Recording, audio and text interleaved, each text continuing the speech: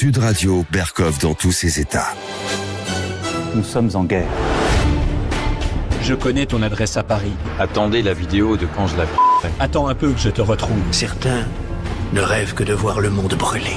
Je me sens un peu comme à Kaboul lorsque les talibans sont arrivés. C'est comme s'ils avaient pris le pouvoir sur ma vie, ici aussi. Comment est-ce possible qu'à Paris, dans le pays des droits de l'homme, je doive me cacher tout simplement parce que je défends les femmes de mon pays? Pour laisser pas se gaver les profiteurs de crise, ni dépenses pour priver celles et ceux... Maintenant, je vais pas vous cacher, il y a eu des choses qui ont été dites. Non, moi je crois qu'il faut que vous arrêtiez d'essayer de dire des trucs. C'est-à-dire ni recettes pour les... C'est-à-dire ni recettes. J'ai toujours... Peut-être j'ai fait des choses peut-être pas toujours correctes. C'est pas bien passé comme je l'ai voulu. Il faut plus que vous parliez avec des gens. Nous sommes en guerre. Nous sommes en guerre, dit, répète, psalmodie notre président de la République. Quelle guerre, quelle forme.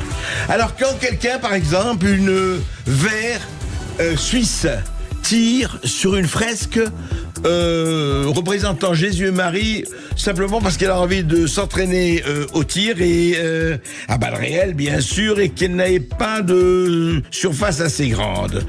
Quand un médecin qui s'appelle David Bouillot, qui est un médecin belge, qui effectivement travaille sur les personnes, travaille avec, pour et sur les personnes âgées, qui vient de faire un film, Le Serment d'Hippocrate, on va en parler, eh bien, il est considéré comme sulfureux parce que il sort des passages cloutés pour traiter ses patients.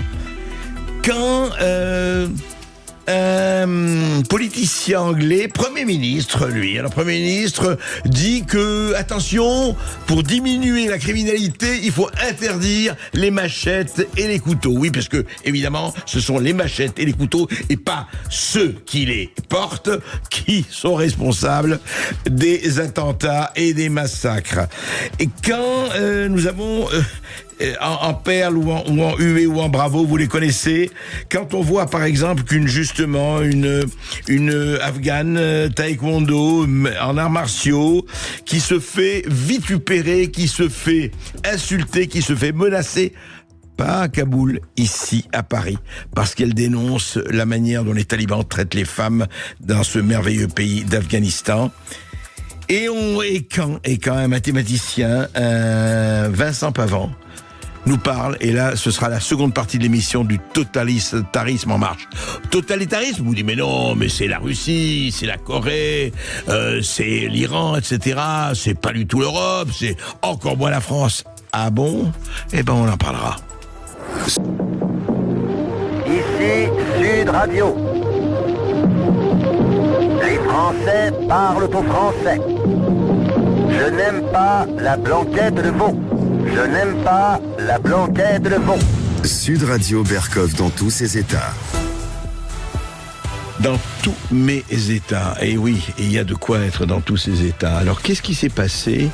Je vais raconter une histoire qui m'a, honnêtement, pas glacé le sang, n'exagérons rien, mais qui m'a sidéré. Quand on dit les bras m'en tombent, c'est vraiment l'expression. Voilà, elle s'appelle Sanija Ahmeti. Elle est d'origine bosniaque, elle est politique, elle était coprésidente d'Opération Libéraux, qui est un parti vert libéral suisse. Elle est en Suisse, elle vit en Suisse, elle est devenue suisse, voilà. Opération Libéraux. Et elle fait du tir. Après tout le monde a le droit de faire du tir. Au contraire, c'est très bien, elle fait du tir. Et elle a fait un exercice de tir, là, très récemment. Et elle a tiré à balles réelles sur une fresque. Et quelle fresque? On va en parler tout de suite. Sud Radio, Berkov dans tous ses états. Le fait du jour. Il est né le divin enfant, jouer à boire, raisonner, nous aider. Il est né le divin enfant, chantons-tu son événement. Depuis plus de 4000 ans, nous les promis tous les prophètes. Depuis plus de 4000 ans, nous entendions cet temps. Alors André, savez, ce n'est pas Noël aujourd'hui, mais le fait du jour vous a choqué, interloqué. C'est un acte qui a été publié par le quotidien suisse Blick, qui a révélé dimanche des images du compte Instagram d'une politicienne. Alors, sur les photos de son compte, de cette politicienne, on peut la voir tirée à balles réelles sur une fresque représentant Jésus et Marie. Alors, ce qui est intéressant dans cette histoire, alors évidemment, ça a fait scandale. Elle a démissionné évidemment de Opération Libéraux. Mais ce qui est intéressant, elle a 32 ans. Alors, elle s'est excusée, elle a demandé pardon.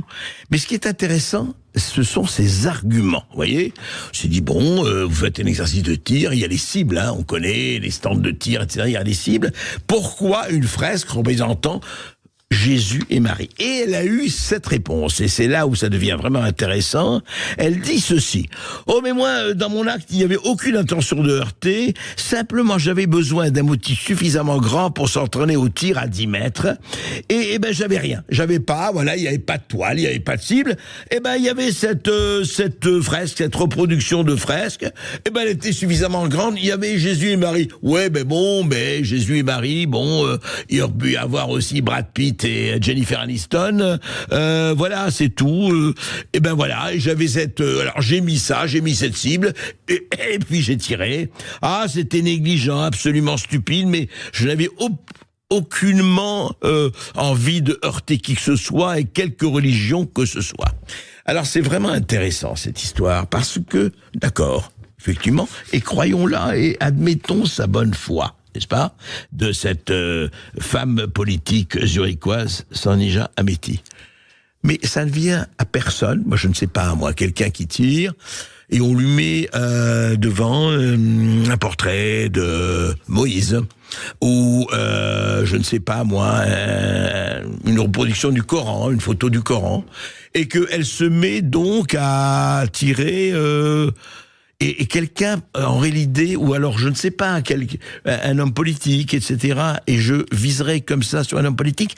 Ce qui veut dire, c'est que pourquoi on en traite, pourquoi on en parle, c'est qu'on a l'impression qu'il y a des gens qui n'ont plus une espèce de conscience de quoi que ce soit.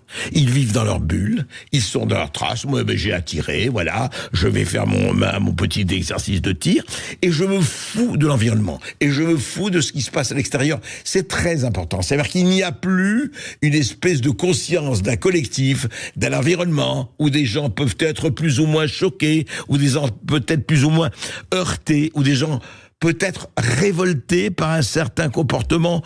Non, non, ça n'existe pas. Tout se vaut, tout va ensemble, tout se passe dans la plus totale, vraiment des relativités, du relativisme. Et c'est très, très, très, très choquant, ça. Que ça puisse avoir, qu'on tire à balles réelles, on peut pas vous montrer les photos, mais enfin bon, vous voyez, on est à la radio.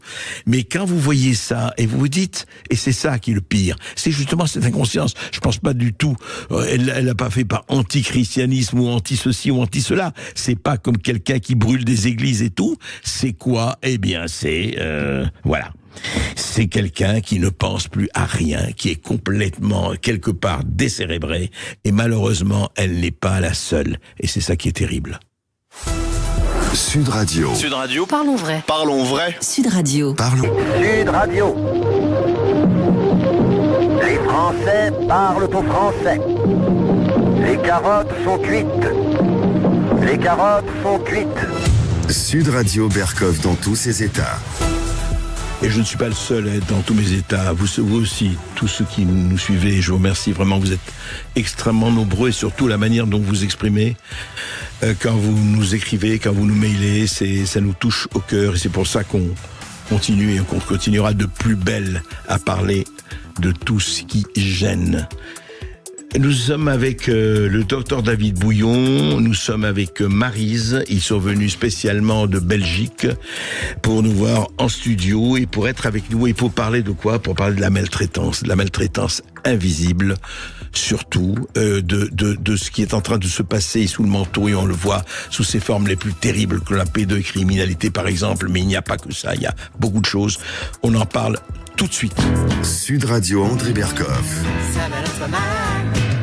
Berkov dans tous ses états, ça balance pas mal sur Sud Radio. Les vieux ne parlent plus, ou alors seulement parfois du bout des yeux. André Berkoff reçoit aujourd'hui le médecin belge David Bouillon pour son documentaire Serment d'Hippocrate et Dignité qui parle de la maltraitance invisible. Oui, bonjour David Bouillon, bonjour Maryse. Bonjour Monsieur Berkoff, bonjour Sud Radio. Ce qui est intéressant d'abord, c'est pas par hasard qu'on a mis Jacques Brel, hein, un autre Belge, un Belge ô combien justement connu et qui restera. Alors vous êtes médecin généraliste, David Bouillon, on vous a déjà reçu, toujours avec plaisir. Vous avez créé en 2018 la Fondation Lagardère pour aide, soins et protection de la personne âgée. Donc c'est quand même là. Vous avez, d'ailleurs, vous me corrigez si je me trompe, vous avez pris en charge plus de 10 000, dans la Fondation, plus de 10 000 personnes, effectivement, en maltraitance, par privation de dignité ou de soins, etc. Protocole de prise en charge, voilà. Et vous venez de réaliser avec le réalisateur Gilles Briac un documentaire qui s'appelle Serment d'Hippocrate et Dignité sur cette maltraitance, surtout chez les personnes âgées, mais pas seulement, on va aussi en parler évidemment avec Maryse. Alors, effectivement, vous, ce que vous dites, et vous l'avez répété déjà chez nous et ailleurs, David Bouillon, c'est que vous dites, au fond, le devoir d'un médecin traitant, c'est le traiter. Et le devoir d'un médecin traitant, quand il y a eu toute cette histoire, on va pas revenir sur le Covid et la vaccination, mais c'est surtout d'être là quand il y a maltraitance. Mais comment vous définissez cette maltraitance? Surtout, vous dites la maltraitance invisible. C'est quoi exactement? Eh ben, c'est une très bonne question. La maltraitance invisible, cela veut dire que il y a des personnes âgées, mais il y a aussi des enfants, il y a aussi des femmes battues, mais il y a des personnes âgées qui vivent leur souffrance, leur mal-être, une certaine violence, une privation de soins, une privation de confort, une privation de logement. Donc des moments où il y a cette dignité qui est oubliée, qui est méprisée, mais ces personnes n'ont pas d'aide immédiate. Et donc ça veut dire qu'ils restent seuls face à leur souffrance et il faut se démener pour essayer d'avoir de la protection. Alors quand je dis invisible, c'est grave ce que je dis, puisque c'est une maltraitance invisible par les autorités politiques, par les autorités judiciaires et par l'ordre des médecins. Pourquoi je dis c'est grave? Parce que ces personnes qui sont victimes de maltraitance ne sont pas écoutées, pas entendues par ces élus par les institutions, par les autorités, qui sont censées les aider en temps et en heure. Et donc, évidemment, s'ils ne sont pas entendus, ils ne sont pas écoutés, mais ils sont alors encore moins aidés, encore moins soignés, mais surtout encore moins protégés et sauvés. Alors, évidemment, cette maltraitance dans les maisons de repos, donc dans les EHPAD en France, cette maltraitance qu'on a connue pendant cette crise sanitaire, où on a obligé les personnes âgées à rester chez elles avec du paracétamol devant une pneumonie, devant une septicémie. De pas pouvoir leur famille, de pas pouvoir qui que ce soit, pas avoir leur famille, mais surtout leurs petits-enfants, et on leur a même interdit en Belgique d'aller à l'hôpital face à cette Covid avec complications. Et en France, on les a même euthanasiés, entre guillemets, avec ce Rivotril. Et donc, alors que une personne âgée, et ça, c'est pour ça que le titre, il est puissant, parce que c'est le serment d'Hippocrate, c'est le serment des médecins, de l'ensemble des médecins. Qui est devenu assez souvent un serment d'Hypocrite pendant un certain temps. Exactement, puisque dans ce serment, on parle de la dignité humaine, on parle du droit à la vie, on parle de la souffrance, on parle qu'il faut soigner tout le monde, qu'on soit jeune ou âgé, ou qu'on soit de race ou de communauté ou de religion différente. Si le serment était respecté, même sous la contrainte de l'État et d'autres, je vais dire, autorités, il faut s'occuper de la dignité et de la vie. Alors c'est quand même, Monsieur Berkoff, c'est quand même deux mots importants. Ça fait partie de la charte des droits fondamentaux. La dignité humaine et le droit à la vie, c'est important. Alors David Bouillon, je rappelle, je voudrais savoir, parce que vous avez été suspendu pour 9 mois par l'ordre des médecins. Vous avez été réintégré, vous exercez absolument votre activité de façon tout à fait légale, etc. Ça a été fait. Alors je voudrais juste savoir pourquoi, sous quelle raison on vous avait suspendu? Alors, donc, évidemment, on doit savoir que quand on dérange, donc quand on essaye de soigner d'une manière traditionnelle, le médecin, la seule façon d'arrêter un médecin, c'est de porter plainte devant l'ordre des médecins. En Belgique, en Belgique. Passé, oui, et donc, ça veut dire que j'ai subi un ensemble impressionnant de dénonciations calomnieuses.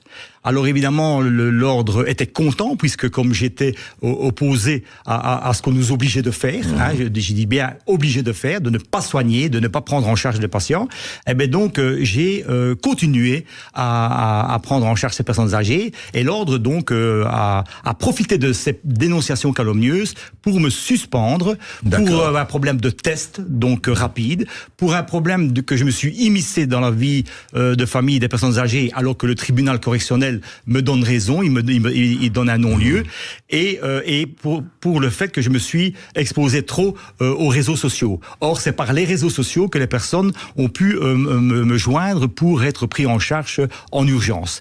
Donc, l'ordre devra être confronté dans un avenir proche au pénal, parce qu'ils n'ont pas entendu les décisions du tribunal pour me suspendre, ce qui est grave. D'accord, donc vous portez plainte aussi, c'est ça, contre cet ordre des médecins. Avec des témoins importants et avec le film qui est un ensemble de témoignages. Alors ce film, je crois que nous avons ce film, je ne sais pas si nous avons le générique ou pas, je vais regarder, mais on va faire ça plus tard. Le problème qu'il y a, donc on a parlé des tests, on a parlé de tout ça. Alors, Maryse, je sais que vous témoignez dans ce film-là, je l'ai vu, c'est un film on peut voir où, d'ailleurs, pour les auditeurs qui voudraient... L'avant-première, donc, c'est à Mons ce week-end-ci, donc le vendredi 13 et le dimanche 15. Puis ça sera donc Ce sera mis en ligne ou ce sera dans les cinémas? Non, c'est une projection au cinéma donc de Mons, qu'on appelle le cinéma Imagix. Non, mais après, on pourra le voir pour ceux qui sont en France ou ailleurs. Il sera diffusé donc par une plateforme, je vais dire Vimeo. Oui. Et ainsi, on va pouvoir donc on pourra le voir en plateforme Vimeo, c'est ça. Par Vimeo. Est-ce que nous avons le générique? Écoutez. On s'est connus parce qu'une personne t'a alerté que nous vivions dans une caravane. Et je me suis dit, mais mon Dieu, mais quelle équipe! Il reçoit tout le monde, de n'importe où, de la France, de partout. Et ils sont débordés et quand même ils s'accrochent. Même si c'est fichu, il faut juste se dire que de toute façon, il faut mettre tout en œuvre pour que la personne, si elle doit mourir, si c'est son heure, pour qu'elle meure dans des conditions d'hygiène et de dignité. Voilà, la vie, la mort, l'accompagnement, la souffrance, effectivement, c'est ce pourquoi vous vous battez. De façon très précise. D'ailleurs, on a parlé aussi de votre camion, comment vous circulez un peu partout. Tout à fait. On en a déjà parlé, David Bouillon. Maryse, bonjour. Bonjour. Vous accompagnez pour cette émission le docteur David Bouillon. Et je voudrais que vous racontiez, vous, parce que je crois que vous avez connu la maltraitance, hélas, sous plusieurs formes, et quelquefois dramatiques. Racontez-nous. Au niveau de la maltraitance, je l'ai déjà rencontré en tout premier lieu avec ma mère. Qui était très très méchante. J'ai passé une partie de mon enfance à être battue au martinet, ceinture, vivre dans la cave. Carrément. Voilà. Ah ouais. Mais dans le passé, il n'y avait pas d'aide. Il y avait bien la famille qui avait essayé de me sortir. Et vous ne pouviez pas porter plainte, voilà, personne... On n'avait rien de tout ça avant. Ouais. Il y a 18 ans, j'avais toujours ces coups de ceinture et tout. Il fallait travailler, ramener le salaire sur la table, pas un franc, j'avais rien. Donc je me suis dit, je suis partie avec un sac poubelle. Mon père n'avait rien à voir là-dedans. C'était un homme très bien, mais malheureusement, il n'était pas au courant. Mais comment, excusez-moi, je vous pose la question. Ça peut vous paraître bizarre, mais comment voilà. il n'était pas au courant? Non, papa était d'abord dans la Légion. Oui. Puis il a été CRS, donc il était partout en déplacement. Il n'était pas là, oui, d'accord. Voilà.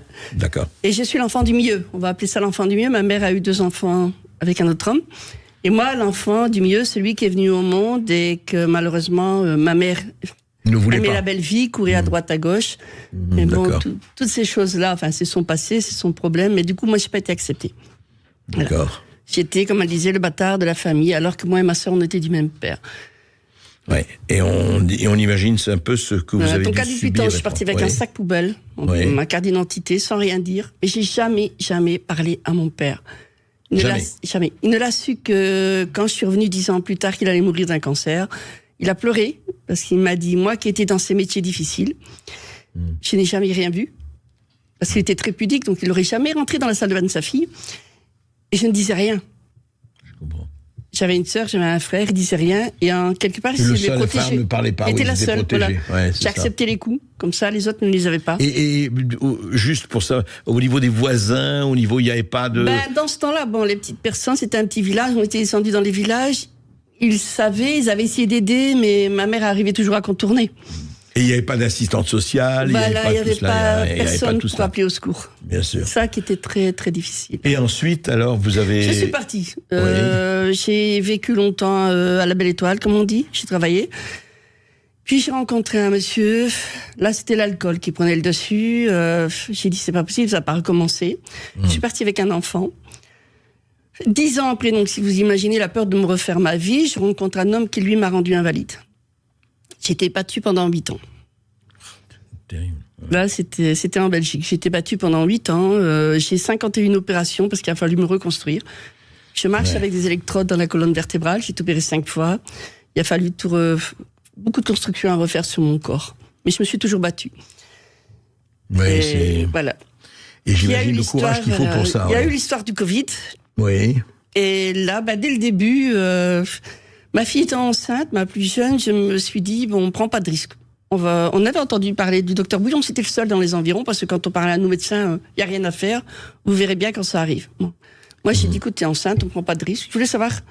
Vous étiez enceinte à ce moment-là ? Donc, je suis allée le voir, il faisait déjà les tests. Votre fille était enceinte à ce moment-là ? Oui, c'est ça. Ma plus jeune. Donc, lui, il faisait déjà les tests, et par sécurité, je voulais savoir qu'est-ce que je dois faire pour m'y préparer. Bien sûr. Donc, je n'étais même pas contre quoi que ce soit, je voulais m'y préparer. Et préparer tout le monde. Donc, je l'ai rencontré, il faisait déjà les tests. Donc on a fait toute la famille les tests. Je lui ai demandé qu'est-ce qu'on devait faire pour se protéger. Il nous a parlé du masque, il nous a parlé d'éviter les contacts avec trop de personnes.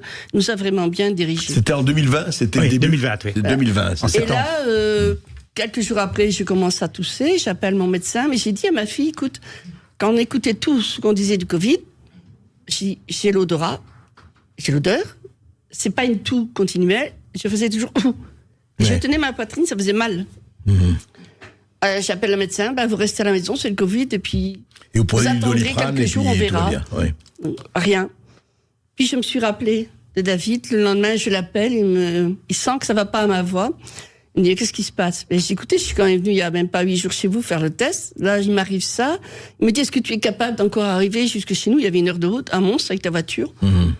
J'ai dit oui, je vais le faire parce que je me sentais pas bien, il fallait que je le fasse. Ma fille voulait m'accompagner, elle disait, tu m'accompagnes pas parce que je sais pas ce qui va se passer. Au cas où j'aurais fait un accident, si je m'en étais rendu compte, j'aurais plutôt été dans un mur que de... J'ai dit non, je pars seule.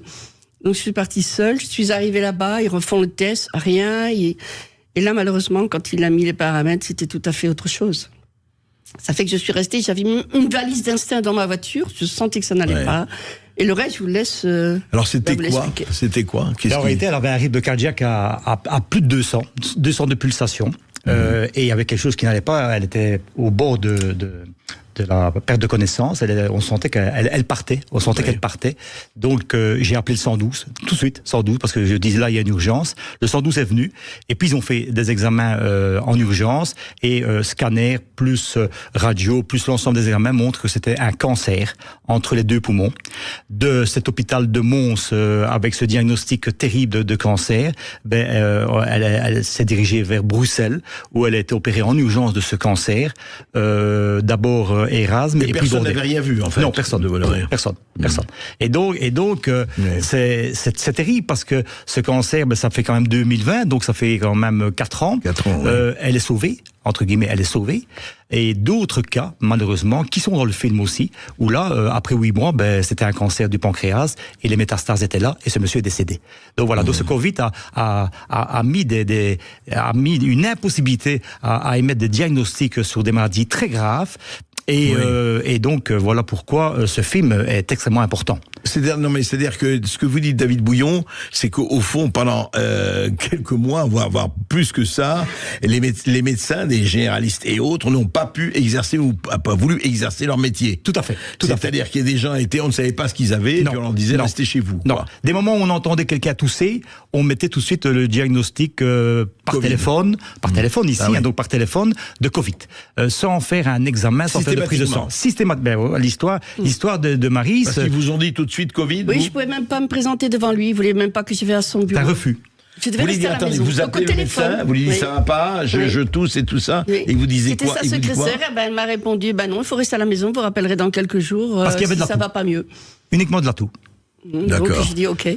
Alors, je suis venu plusieurs fois, vous le savez, donc la clinique, la prise en charge, la consultation médicale, la prise de sang, les tests évidemment, on sait dire si c'est Covid, pas Covid, mais quand on a un cancer, on est condamné. Donc ici, elle a eu une chance phénoménale, c'est qu'elle a été opérée tout de suite de son cancer, mais d'autres personnes n'ont pas eu cette chance-là et sont décédées de ce cancer avec métastase. Alors, c'est un cancer très rare et très rapide. Et c'est vraiment, je suis passée par une petite porte. Bon, mais vous avez, c'est pas une rémission, ils pensent que vous êtes non, pour l'instant, je suis quand même toujours suivie, ça fait 4 ans, et je reste positif, c'est bon, et on continue. Écoutez, tant mieux, et on espère vraiment que, voilà, c'est une vraie sortie. Et c'est pour ça que vous avez fait ce film, un peu, pour tout cela, oui, parce que nous ne sommes qu'à la moitié, donc, de ce que je voulais faire, parce que, même l'autre moitié, c'est que, il y a le code pénal qui est là. Donc, il y a des dénonciations maintenant judiciaires auprès du procureur du roi pour toutes ces privations de soins, toute cette non-assistance à personne en danger, tout cet abus de faiblesse envers des personnes vulnérables, parce que vous comprenez bien qu'un serment d'Hippocrate ou un serment des médecins et qu'on dit aux patients « restez chez vous » sans avoir examiné le patient, ça veut dire qu'il y a une responsabilité terrible d'un mauvais diagnostic et du décès, homicide involontaire. Donc, j'ai déposé plusieurs dénonciations. Voilà pourquoi l'ordre des médecins sera au pénal aussi, parce que toutes les personnes qui sont dans le film, qui normalement devraient avoir dû être aidées et protégées, qui témoignent à visage découvert, ils témoignent avec force, avec courage, jusqu'à maintenant même un monsieur de 100 ans, à qui on lui a dit, tu as la Covid, tu vas mourir, préparer l'enterrement à la famille. Alors que c'était une pneumonie, septicémie, j'ai pris mon camion, j'ai été à Bruxelles, et il a eu des antibiotiques en intraveineux. L'antibiotique en intraveineux, extrêmement rare en Belgique, à domicile. Donc, alors que c'est légal et qu'on peut le faire. C'est-à-dire, vous alliez traiter chez lui le patient. Tout à fait. Et puis, je mettais des infirmières à domicile, parce que Mons-Bruxelles, ça fait quand même 70 km. Et donc, ce protocole qui a été maintenant constaté par un huissier de justice, c'est 10 000 patients qui ont été constatés par un huissier de justice, mais ni les autorités politiques, ni les autorités judiciaires ne m'ont entendu. Or, le monsieur à qui j'ai fait une dénonciation judiciaire de 8 mois de supplication pour faire son échographie pour des douleurs abdominales, j'ai déposé cette dénonciation judiciaire en janvier 2024. Nous sommes au mois de septembre 2024 et la famille n'a toujours pas été entendue de cet homicide involontaire. Ce monsieur est mort? Ce monsieur est décédé. C'est décédé d'un cancer qui a été diagnostiqué après 8-9 mois, donc trop tardivement. Donc ça veut dire que la justice ne prend pas une vitesse exponentielle devant une maltraitance où les personnes ont besoin d'aide et de protection. Marie, ça a été balancé plusieurs fois dans des armoires, et quand elle vous dit qu'elle a eu plus de 40 opérations, qu'elle a perdu presque l'usage de son audition à cause des coups, où va-t-on? Alors cette maltraitance invisible, elle doit être dénoncée auprès des autorités, et les autorités doivent réagir tout de suite, et ce n'est pas le cas. Ce n'est pas le cas. Donc ce film servira aussi pour les autorités judiciaires, parce que ces témoignages sont puissants. Il y a aussi la perte d'autonomie par rapport aux administrations de biens. C'est vrai, Dr Bouillon, et c'est-à-dire que c'est valable d'ailleurs en Belgique, en France et ailleurs. Ce qui est hallucinant, c'est qu'il y a des choses comme ça, de maltraitance terrifiante, et il n'y a pas de réaction, ou alors des réactions qui se font attendre pendant X temps, et en attendant la personne peut mourir ou avoir ce qu'elle a eu. Et c'est formidable, Marie Scoussi, survécu avec votre courage. Surtout que je suis française et que la maltraitance enfantine s'est bien passée sur le territoire français. Bien sûr, le film 2, ça. Et j'en ai pris la fuite de mon propre pays pour pouvoir vivre vous loin êtes française, de cette femme. Oui, je comprends. Ça sera le film 2, ça, la maltraitance des enfants. Des enfants, oui. Et c'est vrai de quoi dire. En tout cas, David Bouillon, donc, je rappelle parce que c'est important, donc ce film va être présenté la semaine prochaine en Belgique, à Mons. Cette semaine-ci. Ce vendredi-ci. À Mons. Mais ce qui m'intéresse pour tous nos auditeurs, et ils sont très nombreux, ils pourront voir ça sur Vimeo, sur la plateforme Vimeo, Vimeo, c'est bien ça. C'est ça. À partir de quand? À partir de début octobre, mais je suis en pourparlers maintenant avec une dame de Paris pour pouvoir diffuser le film aussi en France. Dans les cinémas à Paris également. Pardon? À Paris. Dans les cinémas. Oui. C'est ça. Dans une projection dans une salle à Paris. Vous nous direz quand si. Oui, parce que ce serment d'Hippocrate, je pense que beaucoup de soignants, de médecins devraient le lire, parce que c'est quand même cette dignité humaine, c'est quand même des mots forts. Hein, c'est les droits universels des droits de l'homme. Hein, donc et vous, quand même... continuez votre combat. Ah oui, jusqu'au bout, et jusqu'à aller aussi dans un mouvement citoyen dignité pour les prochaines élections d'octobre. Donc je vais jusqu'au bout sur mon dignité. Alors vous allez vous présenter? Ma compagne va se présenter à Mons avec un projet unique qui est la dignité humaine, qui est une des missions d'un élu politique, parce qu'ils l'ont oublié. Donc il faut leur rappeler que la dignité humaine, elle est partout. Elle est chez les journalistes, elle est chez les avocats, chez les magistrats et chez donc les soignants. On l'a oublié, cette dignité humaine. Et vous dites, en fait, c'est pas ça, c'est soigner, hein. Occupez-vous des gens, ne les laissez pas tomber, ne laissez pas faire semblant qu'il se passe rien. C'est-à-dire que la dignité humaine, quand elle est méprisée, on touche à l'harcèlement, on touche à la privation de soins, on touche à tout ce qui est maltraitance de l'enfant, de la personne, l'épouse qu'elle a été battue. Et donc, des moments où on est en mal-être, des moments où on est en maltraitance, la dignité n'est plus là. Et Maryse, pour vous continuerez. Moi, je m'engage aussi dans le même combat que le docteur. Demain, parce que je lui dois la vie. Et la vie, on n'en a qu'une. Et je ne pourrai jamais lui dire assez merci. Et aussi en mémoire de mon père, parce qu'il a quand même été garde privée du général de Gaulle, quand il était CRS. Et mon père m'avait toujours enseigné. Il a travaillé aussi pour Nord-Matin. Dit qu'il savait tout ce qui allait se passer. Il nous en parlait un peu. Et il me disait comme ça, j'espère que tu resteras comme le restant de la famille, que tu feras partie de notre génération qui défendra ses droits. Défendre ses droits, c'est peut-être le mot d'ordre le plus important pour nous tous. Je voudrais remercier aussi Monsieur Berkoff, le réalisateur, donc Gilles Bréac. D'accord. Parce que c'était un homme non seulement qui m'a permis de faire ce film, mais c'est un homme de cœur qui a aussi eu plusieurs hôpitaux à chercher pour un problème médical grave. Et donc, quand il a entendu les témoignages, c'est émouvant, c'est poignant, parce que ce n'est qu'un film de 2 heures, mais nous avons des heures et des heures de témoignages. J'imagine. C'est énorme. Merci Gilles. Eh bien, en tout cas, merci à vous, merci Maryse pour votre témoignage, et c'est important, et merci au docteur David Bouillon. Merci. Et nous suivrons cela, comme vous le savez, ce sont des combats qui non seulement qui nous interpellent, mais qui nous oblige, je dirais. Vous êtes bien sur Sud Radio. On se retrouve dans quelques instants pour les perles, les huées et les bravos. Bref, les coups de gueule d'André Berkoff. Français. Je n'aime pas la blanquette de veau. Je n'aime pas la blanquette de veau. Sud Radio Berkoff dans tous ses états. Qu'est-ce qui se passe effectivement? Qu'est-ce qui s'est passé? Et c'est intéressant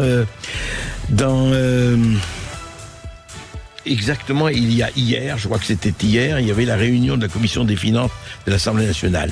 Il s'est passé quelque chose, et vraiment on a des questions à poser. Pas des réponses, mais des questions. Écoutez. Sud Radio Berkoff dans tous ses états. Les perles du jour. Mais oui, l'école est finie. Nous irons danser ce soir peut-être, ou bien chahuter tous entre amis. Mais oui, Sheila, je ne sais pas si l'école est finie, hein, l'école, on vient de rentrer là, hein, c'est septembre. Mais on était hier, justement, on a eu des échos sur les réseaux sociaux et un peu partout. Il y avait, comme vous le savez, la commission des finances de l'Assemblée nationale, donc c'était lundi. Et il y a eu une prise de bec déjà avec évidemment Bruno Le Maire, le ministre, que beaucoup de gens ont attaqué. Et quelqu'un qui l'a attaqué aussi, c'est Sébastien Delogu, le député de la France Insoumise.